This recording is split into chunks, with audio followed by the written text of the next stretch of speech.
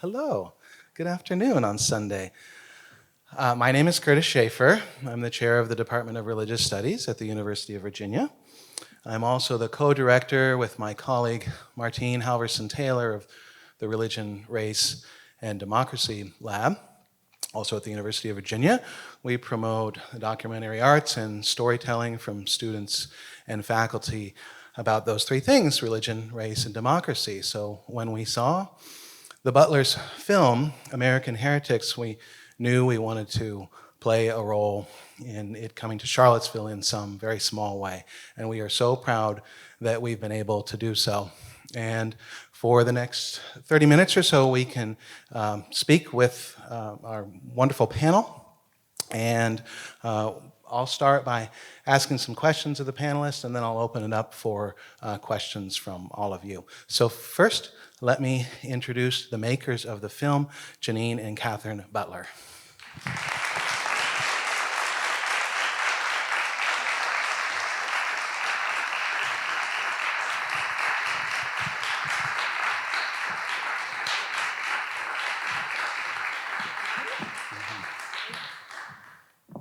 We have two other guests who will be joining us.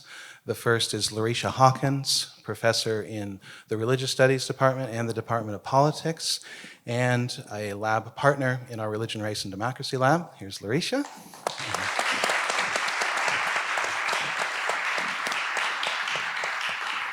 And Dr. Sabrina Dent from the Religious Freedom Center in Washington, D.C.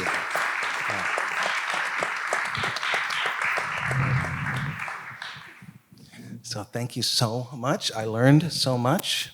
I'm from California, so when I hear about Oklahoma in some depth, I feel like sometimes I'm hearing about a part of the U.S., sometimes I feel like I'm hearing about a different part of the world entirely. Careful, I'm from there. I know. I'm getting there. Yeah. Larycia and I have been on the stage before, so I know Larycia's got a lot to say about the film. But let me ask you just a real simple question. How did you come to make this film? It's a complex film. We have multiple storylines going on. We've got Robin Myers, we've got the Walkies, we've got Carlton Pearson's amazing story, and we've got a long history told to us by Brandon Scott, I believe. Yeah, so 4 stories. It's a complex vision of religion in Oklahoma. So how did you come to tell this story? Well, the director lead. Well, we definitely packed a lot in. You are right about that. We started out, we were doing a short for a group of biblical scholars, and they were very varied. There were archaeologists and Pauline scholars, and during the course of that, we met Robin Myers and Lori Walkie and Brandon Scott, Dr. Scott, and we started hatching plans over really a bar scene with a napkin. The way that so many things start. Exactly, and we started really, we were intrigued by what was going on in Oklahoma, by their story, and we kept seeing it as they were small stories with big messages that resonated across the country, and what I think is a lot of us are what's going on now, and we couldn't resist Brandon's line of, in Oklahoma, we're either your future or your past. We're just not sure which. We're just not sure which. Yeah. Do you have a better feeling now at the end? I think we defer to the audience and all of you. Let me move to Larycia because I'm dying to ask. Larycia's from Oklahoma. Larycia has also been the subject of a documentary, so she knows the process of making a documentary, and she knows what it's like to have her home in the spotlight too. So what did you feel like watching this film, and how does it relate to your own experience? Well, my experience intersects on multiple levels with this film, and the more I watched it, this is maybe the 3rd or 4th time I've seen it now, I kept remembering more ways that my life intersects. One way is that Oklahoma, my grandfather was a pastor in a conservative Black Baptist church. And the Southern Baptist Convention that Lori grew up in provides a lot of support to Black Baptist churches throughout the South. And a lot of people don't know that. it doesn't mean that these churches are Southern Baptist. He was very affiliated with the American Baptist and National Baptist conventions, which are primarily Black. But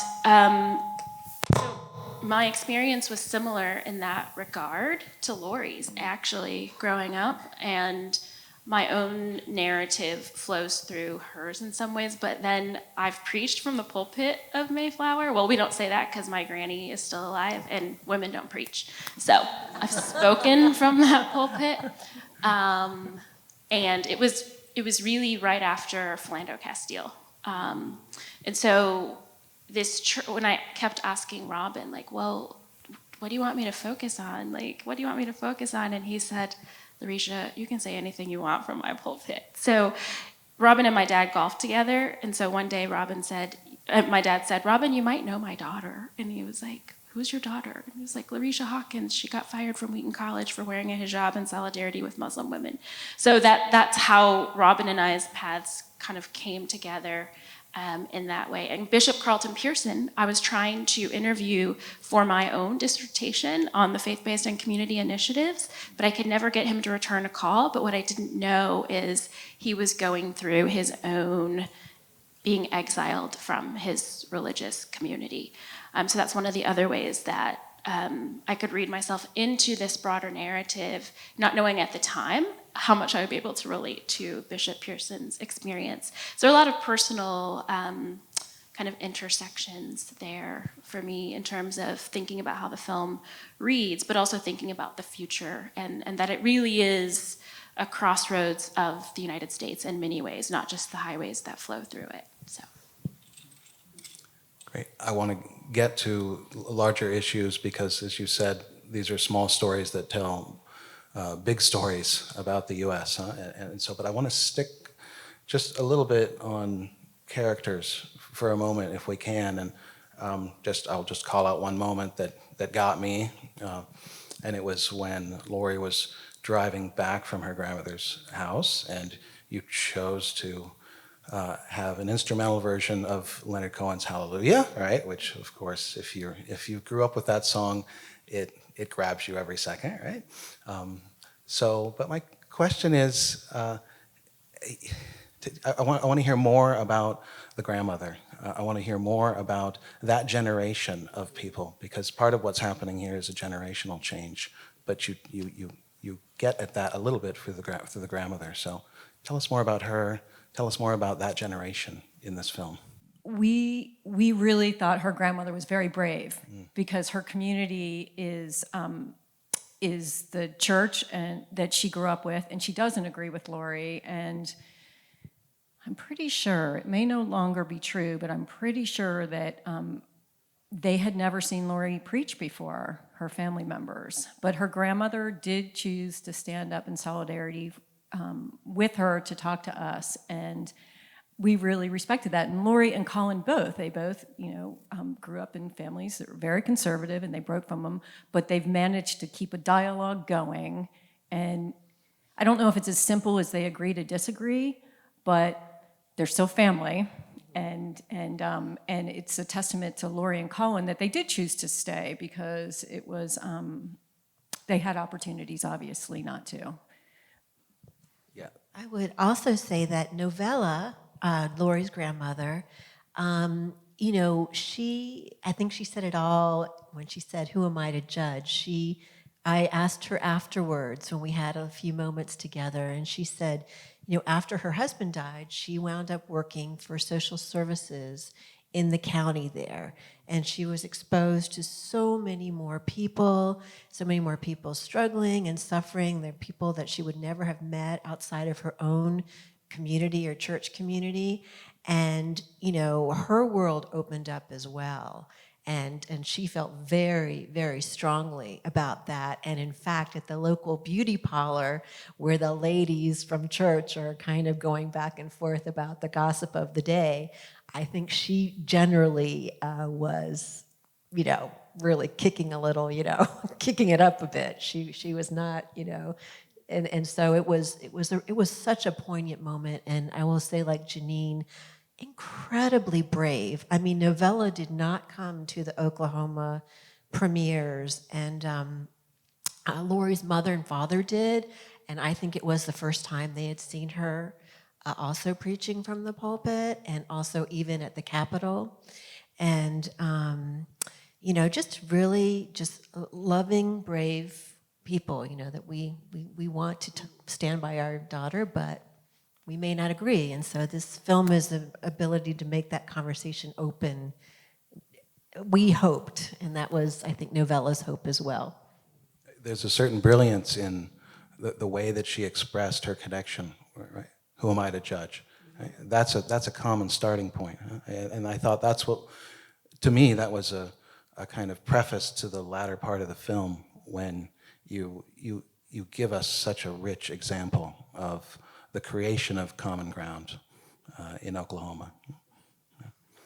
Maybe we can turn to some larger issues from the perspective of someone who works on religious freedom issues in Washington, D.C. And let me just ask you very simply, what were your initial impressions of the film, and what are you going to take back to your day job? Right, yeah, absolutely. First of all, I think the film is brilliant. It tells a necessary story about American history from a perspective that many people have not heard it. One of the things that I appreciate about the film is you just mentioned common ground. It's important for us to know that in doing this type of work, it requires that we find common ground, and that we do so using effective dialogue, right? That scene with the grandmother was very powerful because they had differences in terms of their views. They had, similar upbringing, but to be able to say, I still see you, I still value you, I'm still going to stand with you is so important, and that's necessary for us to move forward as humanity. In the work that I do, we're a nonpartisan, non-sectarian organization, nonprofit that focuses on educating the American public about religion, and specifically religious freedom as a constitutional human right. And so when I think about this film, one, it's not my first time seeing it. I've seen it about 4 times too, because we hosted a screening at the museum in Washington, D.C, because this is such an important film that speaks to the work that we do in educating the public, and especially religious and civic leaders. At the same time, there's still connection because we hosted the screening of Same God at the museum as well. And so for us, it's about sharing those narratives. Like Larycia is a living example for us to see as far as someone who stands up for someone who has been othered, right? And then in the process gets othered, right? And so what does it mean to find common ground, to live with our deepest differences in spite of, what could possibly happen to us and still move forward? I think a lot of that is necessary for humanity, as I said before, to move forward. And people haven't quite figured it out. But this film provides a great entryway for us to have that conversation, not just in these large groups, but in our homes. Like, to think about, what are you doing every day as another human being to help understand the perspectives of others and to learn really about what they believe. So in that, I will say this.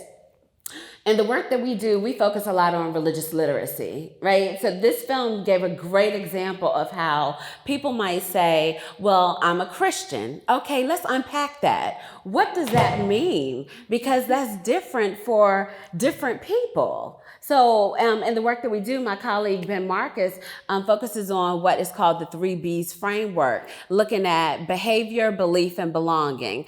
There are different reasons why people may ascribe to a particular religious identity or not. And so for some people, it might be about the sacred text. For other people, it might be about the rituals. For other people, it's just their community. So a lot of times people might say, why would you stay in a community that doesn't affirm you? Well, maybe they were there with them when life was tough, right? There are many different reasons, and not just for Christianity, but also many different other religious traditions. And so for me, this film brings up the importance of effective dialogue, about understanding the history of race in this country, the history of religion in this country, and which is very complex.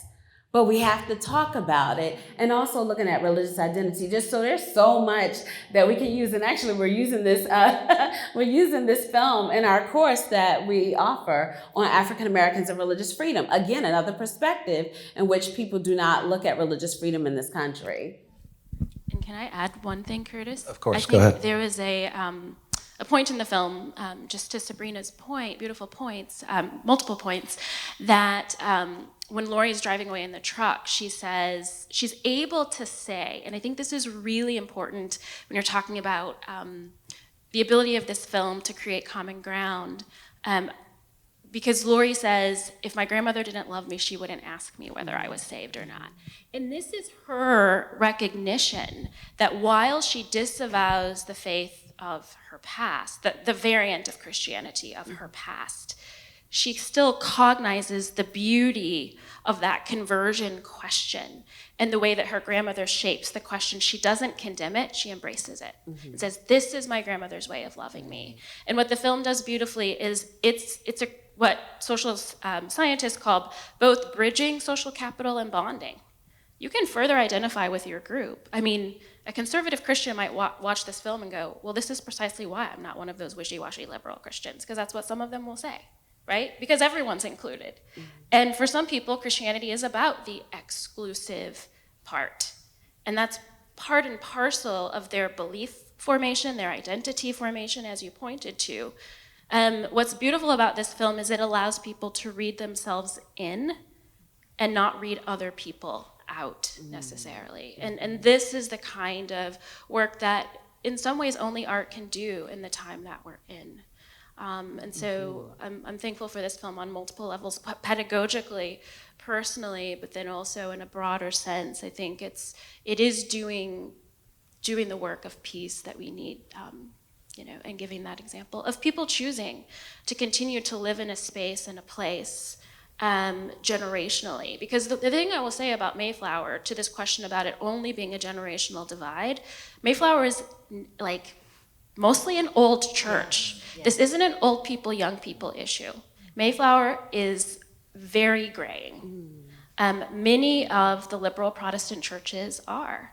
And so it's important to note that, yes, there are older people who are hewing to the older traditions of Christianity, if you will, or the more conservative forms. But there are also older people who are on the front lines of these kinds of social justice and reform movements into their very old and retiring age. And so there's also a beauty that it's not quite so easy to say that 40% of those who identify as none are the young ones. That's true. But there are also 60% who are still identifying with religion. So anyway. Curtis, I just want to weigh in and say, I think this film is also important from this standpoint.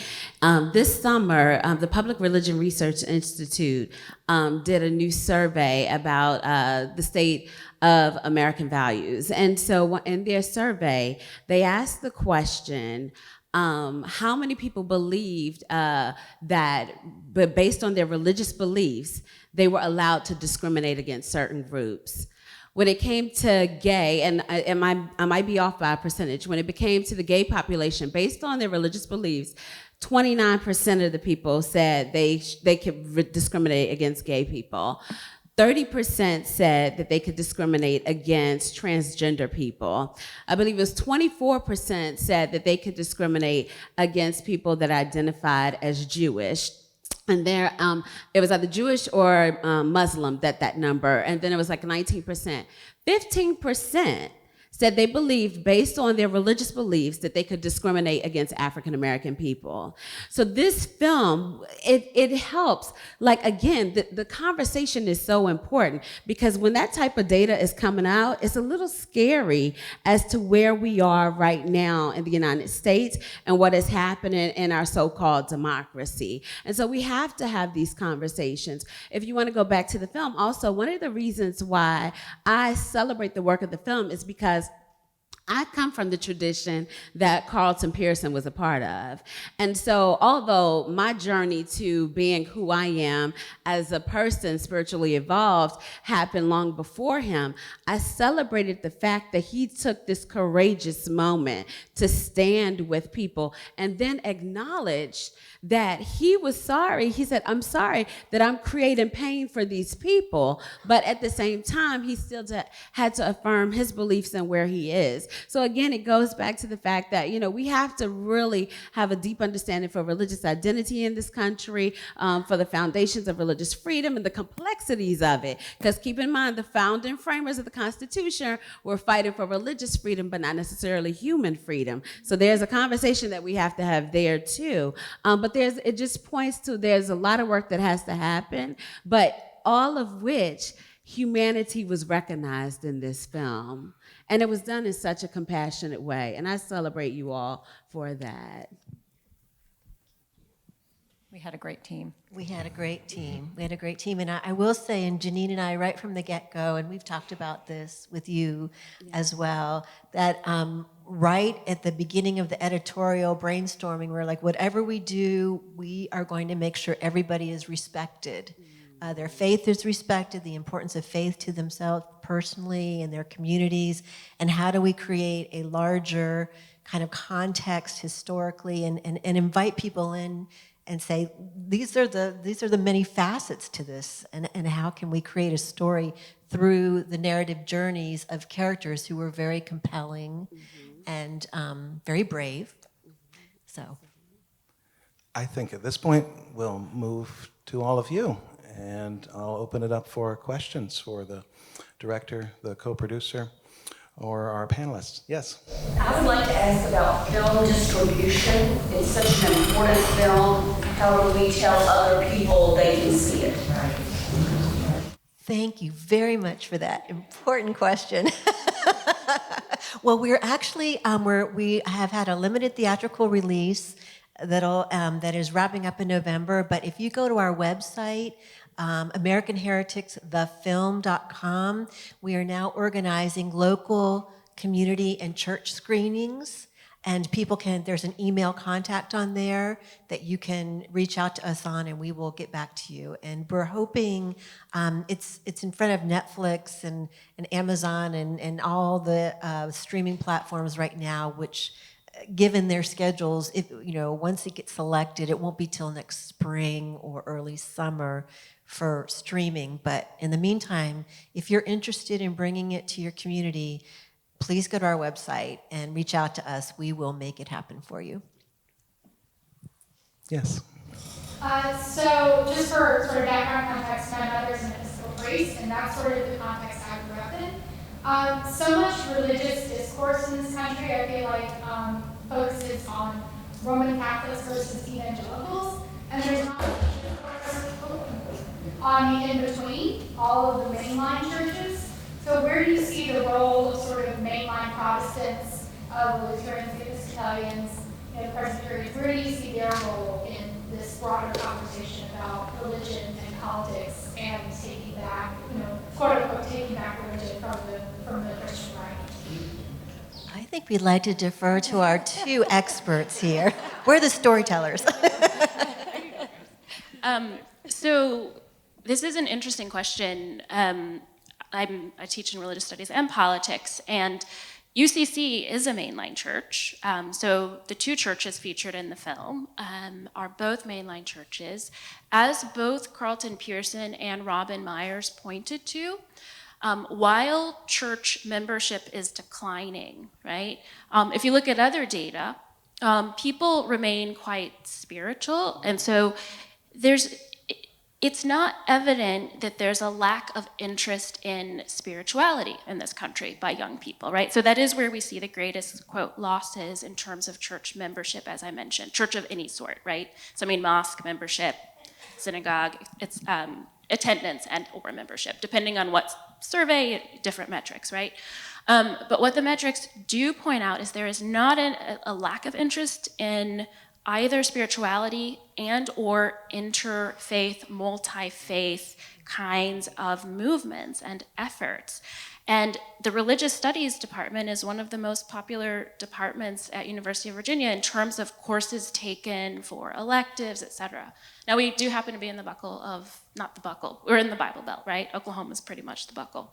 People fight about that, but I'm from there, I can tell you, it's the buckle.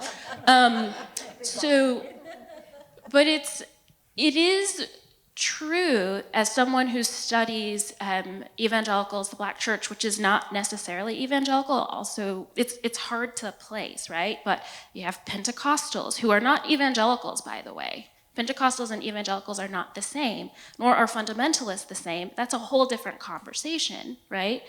But mainline Protestant churches, for those who don't know, are the traditional Protestant churches that came to the United States. The Congregational Church that you saw in the film, Episcopals, Methodists, Presbyterians, e.g. the Frozen Chosen. I mean, we've got names to make fun of all of them, right? The predestined ones, you know, they think they're the only ones in heaven, chosen. But to your point, what evidence we have is who is on the front lines of social movements, justice movements. It's the mainline Protestants, right? And so what's interesting is the churches that are losing market share the most, because they're graying the most, like the denominations you saw in the film, are those who are reforming socially the most. And this is why Robin says, not without basis, he says that these churches will be the churches that these young people will gravitate to. And I think he's right. I think what we'll see, because of generational cycles, right? 20-year-olds didn't go to church when my parents were 20 because they were smoking pot in 1968, right? They didn't go. So that being said, in 20 years, what the evidence shows is that people will begin going to church again. And it's more than likely that these are the churches that will attract them, given their platforms on social issues. In the 50s and 60s, we called it the social gospel. Those were the churches that were innovating and reforming and on the front lines of the civil rights movement, the anti-war movement. And those are the churches that are tending to grow again. So you should read your mom and her church in, because those are the kinds of churches that are doing the kinds of things that young people say, Gen X, Gen Y, Gen Z, say that they're most interested in terms of lifestyle and how they want to be and how they want to live out their faith, their belief in a practical sense in the world. So, Go, Mom. Sabrina, did you have some comments? I would just add to that, because Larycia did an awesome job, Dr. Hawkins, in explaining that. But I would say, being that you're here, right, now you have an opportunity to share with others that may not know about this film, and to get that out there and get the word out there. So it's important that, when we go to events and when we go to screenings, that we then walk away with the responsibility of, what is my next action step? What am I going to do to advance the conversation? And that's a big part of the work that we do at the Religious Freedom Center, is to make sure that people are not just coming to get the information, trying to feel good about the moment, but there's something that you need to do after that moment, and you need to do for the next moment. That, again, society and humanity depends upon the work that all of us do, the positive work that all of us do. So, Did you all have any follow-up to that question? That's pretty fabulous. All righty. Sounds good. They covered it. Other questions? Yes, sir. I think one of the untold theological stories in America is the extent to which creeping universalism, that is a lack of belief in hell, or the idea that God will condemn people on the basis of belief to eternal hellfire, basically that's been a creeping belief across mainline Protestantism, not really strongly asserted, but there in the pews and among the ministers, and also in Catholicism. And that the evangelical and Pentecostal churches are the last bastion of a very assertive belief in and of the consequences of believing in hell as a place where those who don't believe properly go. So I'd be interested in your comment on that. I thought the hinge point in the film between the first part and the second part in terms of the two churches was that scene in the truck where Laurie was saying, in response to reflecting about the visit with her grandmother, who was so concerned that she'd be going to heaven. And Laurie's response was to say, I'm going to heaven, but I don't believe in hell. And I'm not going to tell her that. And that's kind of the position that an awful lot of traditional Christians are, and in the African American community as well, I think. There's a lot of diversity of belief in the African American community about those issues now today, too. Sabrina? So I'll weigh in on that. Although I, like I said, I'm here as the Religious Freedom Center. Personally, I am the daughter of a Pentecostal preacher. And so I grew up in a household where even if I was interested in someone, my parents would ask, are they saved? That was the question. There was a very fire and brimstone type teaching in my life. And so I am seminary trained. As I was licensed as a Baptist minister. And so, yes, that is a very strong belief as far as the heaven and hell, about sending someone to hell. But what Reverend Lavenhar said in the film is that, you know, he's not about sending someone to hell because there are people that are facing hell every day of their lives, right? And so, yes, those traditions may continue to preach that, that belief and that narrative, but when you're dealing with everyday situations where, for example, police brutality, right? For me personally, this is Sabrina speaking, for me personally, I'm less concerned about a hell than I am about the human being that may possibly be killed, right? And so when we think about it that way, I'm not dismissing anyone's beliefs, but I think it may be helpful to think more critically about our theological positions on some things and to really do a lot of more historical work behind that. Why was hell created?